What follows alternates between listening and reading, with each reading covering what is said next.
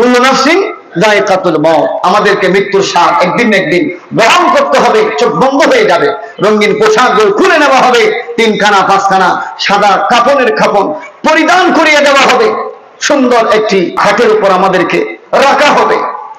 সেদিন আপনার মহব্বতের আব্বাজান আম্মাজান বলবে না আমার সন্তানকে একটু রেখে দাও, আর কিছুক্ষণ দেখি নিজের ঘরের বিবি পর্যন্ত, এতদিন পর্যন্ত আমার স্বামীর সাথে থেকেছি, আরো কয়েকদিন রেখে দাও। বলবে না নিজের সন্তান সন্ততি যাদের জন্য না খেয়ে যাদেরকে খাওয়াইছেন, না পড়ে যাদেরকে পড়াইছেন, তারাও সেদিন মহব্বত নিয়ে বলবে না আমার আব্বাজানকে আর কয়েকদিন রেখে দাও। সবাই বলবে গরম থাকা অবস্থায় দিয়ে দাও। যেটা বলুন ঠিক কিনা?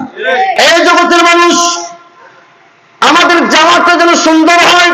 সখরাতের সময় আমরা মুসলমান হিসেবে আমার আব্বাজানের সখরাত চলতেছে, আমার আম্মাজানের সখরাত চলতেছে। এই মুহূর্তে তার যে জীবনগুলো সে ফেলে এসেছে, তার জীবনের খুঁটিনাটি বিষয় নিয়ে আলাপচারিতা না করে আমার নবী রাহমাতুল লিল আলামিন এই ঘোষণা দিয়েছেন, লাকিনু মাউতাকুম লা ইলাহা ইল্লাল্লাহু মুহাম্মাদুর রাসূলুল্লাহ। সুবহানাল্লাহ। আর যারা বলেন মৃত্যু আসন্ন ব্যক্তি যার সখরাত চলতেছে, ওই সময় বেশি বেশি করে তাকে একটু কলমা পড়াও, পড়তে না পারলে কানে কানে শোনাও। সুবহানাল্লাহ বলেন, তাহলে তার যাওয়াটা সহজ এবং সুন্দর হবে, ঠিক কিনা?